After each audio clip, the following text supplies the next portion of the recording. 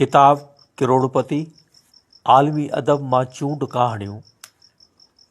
मुतरजिम ऐं नाशिर इब्न हयात पंवर। कुझु पंहिंजे कलम मां। अॼु जॾहिं दुनिया जी हर सुधरियल क़ौम पंहिंजे तहज़ीबी विरसे ऐं ॿोली खे जीअं पोइ तीअं मालामाल करणु पंहिंजो इख़लाक़ी ऐं लाज़मी फ़र्ज़ु ॼाणे थी, तॾहिं असां ते वाजिबु आहे त हर मुमकिन तरीक़े सां इन्ही नेक मक़सद जी सरअंजामी में ॾींहुं राति लगातार सिंधी ज़ुबान में कोशिश कंदा रहूं त जीअं न रुॻो हिकु ॾींहुं सिंधी ज़ुबान ऐं सिंधी अदब दुनिया जी सुधरियल ज़ुबानुनि ऐं अदबी शहपारनि सां कुल्हो कुल्हे में मिलाए बीहे, पर साॻिए ई वक़्तु पंहिंजे ईंदड़ नसुल अॻियां बि अहिड़ो यादगार छॾियूं जो न रुॻो फ़ख़ुरु करे पर के गुण बि ॻाए ऐं अहसान बि मञे। उमीद अथमि त मुंहिंजी हिन अदना कोशिश खे बि इन्ही बुनियादी हक़ीक़त सां तसवुरु कयो वेंदो। दुनिया अदब जे लाफ़ानी वारिस मैक्सम गोरकी तारीख़ 28 जून सन 1868 में जनम वरितो। हुन अञा होश संभालियो त हिकु तरफ़ यूरोप जे हिकु हिस्से में जागीरदारी पंहिंजो लाज़मी मौत मरी सरमाएदारी खे जॻहि ॾिनी ऐं ॿिए तरफ़ ज़ारशाही अञा बि पंहिंजे जागीरदाराणी फुरलुट ऐं ज़ुल्म सितम जे समूरे साज़ो सामान सां अवाम मथां मुसलत हुई। गोरकी जी ज़िंदगी बालपण खां ई इंतिहाई क़स्म परसी ऐं आवारा गर्दी में गुज़री, जंहिंखेसि अवाम ॾांहुं ज़्यादा वेझो आंदो। वेझो ईंदे ई गोरकी अदबी मैदान में अवामी ज़िंदगी जा सही चित्र चिटणु शुरू कया।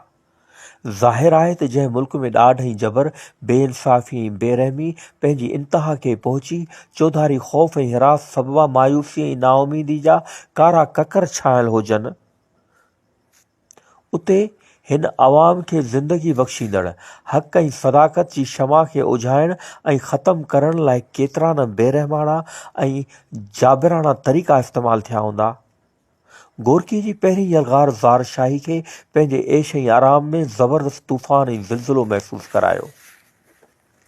नतीजो इहो निकितो जेको इंसानी तारीख़ जे होश संभालण खां वठी अॼु ताईं थींदो थो रहे। परे वञण जो ज़रूरी कहिड़ो, पंहिंजे ई मुल्क अंदरि अहिड़नि मुदे ख़ारजनि जा हैवानी जज़्बा हर हंधि खुलम खुला हक़ ऐं इंसाफ़ जे मलिया मेट करण लाइ दीवाना वार नज़र ईंदा। गोरकी हाणे उहो गोरकी न रहियो जंहिंजो ज़हन ऐं तख़युल महज़ ज़ारशाही जे ज़ुल्मनि ताईं महदूद हुजे। तारीख़ शाहिद आहे त जेतिरो बि हक़ खे लिकाइण ऐं मिटाइण जी कोशिश पई कई वई आहे, ओतिरो ई पाण तिहाई वधीक हू रोशन थी दुनिया अॻियां चमकंदो, इंसान ज़ात खे उन दौर जी बेवसी ऐं बेकसी मां कढंदो, नई राह ॾेखारींदो ऐं ज़बरदस्त एहतजाज कंदो पिए रहियो आहे। गोरकी जा आला तख़युल ऐं हक़ीक़त शनास ज़हन हाणे न रुॻो ज़ारशाही जे जागीरदाराणे तशदुद खे पूरी रीति परूड़ियो, पर साॻिए ई वक़्तु संदसि दूरस ऐं हक़ीक़त बि निगाहुनि अमरीका जे अंदरि बि सरमाएदाराणे बगर के खूनख्वार चंबनि सां बेरहमाना अवाम जी आज़ादी, ख़ुशहाली, तहज़ीब ऐं ॿियनि केतिरनि प्यारनि चीज़ुनि खे चीरींदे फाड़ींदे ॾिठो। करोड़पति बि इन्ही सरमाएदाराणे मनहूस तहज़ीब जी जीअरी जागंदी मकरू तस्वीर आहे, जा अॼु पाण अॻे खां ज़्यादा दुनिया जे अध खां वधीक हिस्से ते ॾींहों ॾींहुं पंहिंजी शैतानियत अंगेज़ तशदुद में ज़ोरा ज़ोर आहे। हिन मैदान ऐं शहसवार शुरू में ई सरमाएदारी खे संदसि असुलियत वारे नंगे रूप में ज़ाहिर करे दुनिया जे अवाम जो ध्यानु छिकायो त सरमाएदारी हर उन चीज़ जी दुश्मन आहे जंहिंमें ज़रे मातर बि ज़िंदगी ऐं हुस्न आहे। मुंहिंजे ख़्याल में दुनिया जे अदब में शायदि ई के अहिड़ा वर्क हथ अचनि जे सरमाएदारी जे इंसान दुश्मन नज़रिए खे अहिड़ी सफ़ाई ऐं सिहत सां पेश करे सघनि। हिन आला ज़हन ऐं लाज़वाल तख़यल जे सिलसिले जी पोईं कड़ी ऐं सोवियत रूस जे अज़ीम इंसान जे मैक्सम गोरकी इंसानियत जे बही ख़्वाहनि जे आख़िरी अंजाम जो सबूत ॾेई तारीख़ 18 जून 1936 ते फाशी दरिंदनि जे हथां जाम शहादत पीतो।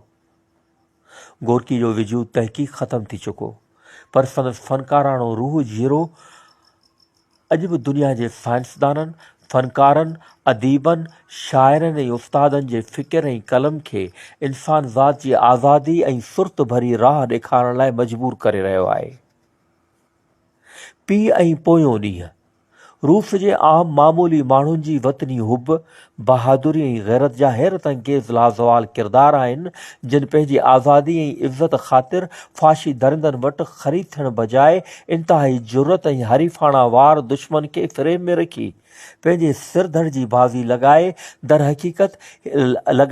दरहक़ीक़त ही रूस जे उन्हनि अदीबनि ऐं शाइरनि जे सेहतमंद फ़िक्र जो नतीजो आहे जिन दुनिया जे ॿियनि रुजत परस्त अदीबनि शाइरनि जे गैर सेहतमंद ऐं मुबालग़े आमेज़ फ़न खां पंहिंजे ज़हन ऐं तख़युल खे पाक रखी हक़ीक़त जी कसोटी ते दुनिया जी लाहिन चाढ़िन, समाजी घटवधाइनि, घरेलू ज़िंदगियुनि, इंसानी दिलनि जी हरकतुनि, हारियुनि ऐं मज़दूरनि जी ख़ुश्क ऐं बेमक़सद हयातियुनि जी पूरी तर्जुमानी कई।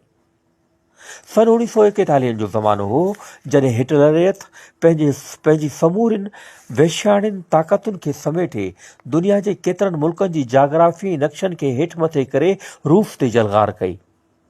हिन नए जनम वरितल अवामी ताक़त जंहिं अञा पंहिंजे पेरनि ते मस बीहणु सिखियो हो त हिटलर खे अहिड़ी त फ़ाश शिकस्त ॾिनी जो दुनिया महूए हैरत थी वई।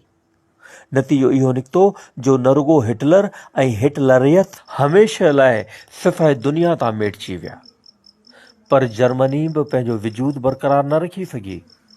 अॼु जर्मनी ॿिनि टुकरनि में विरहायल आहे। ओभर जर्मनी में उहो ई रूसी रूह कार फरमा आहे जंहिं सोवियत अवाम खे ज़िंदगी जे आला मक़सद ऐं आज़ादी जे सही मफ़हूम सां रोशनास कराए हिन अज़ीम जंग में फ़तह ऐं कामरानी जा नवां मोड़ ॿधाया। चाचो ताज़े चीनी इनक़लाब जी कहाणी आहे। चीनी सरज़मीन जेका सदियुनि खां पंहिंजे बादशाहनि जे ख़ानदाननि जी तबाही खे क़यामत सां मनसूब कंदी हुई, तंहिं लहसून, तून, माऊ ऐं ॿियनि अज़ीम चीनी फ़नकारनि जी सदाए बाज़गश्त ॿुधंदे कर मोड़े उथी खड़ी थी ऐं दुनिया जे ॾिसंदे ॾिसंदे बादशाहत जे नापाक वजूद खे बेगोरो कफ़न हमेशह लाइ ख़ाक में मिलाए छॾियो। अॼु चीन ज़िंदा आहे ऐं चीनी ज़िंदगी पंहिंजी पुरबहार ज़िंदगी ॾांहुं वधंदी रहे थी। आउं पंहिंजे मुशफ़िक़ अज़ीज़ दोस्त जीएन बलोच जो बेहद थोराइतो आहियां जंहिं न फ़क़ति हिन किताब जे शाया कराइण में माली मदद कई पर पंहिंजी बेशबहा सलाह ऐं मशवरे सां वक़्त ब वक़्तु मूंखे नवाज़े मुंहिंजी क़ाबिल क़दर रहबरी पुण करणु फरमाई। इब्न हयात पंवर 15 नवंबर 1955।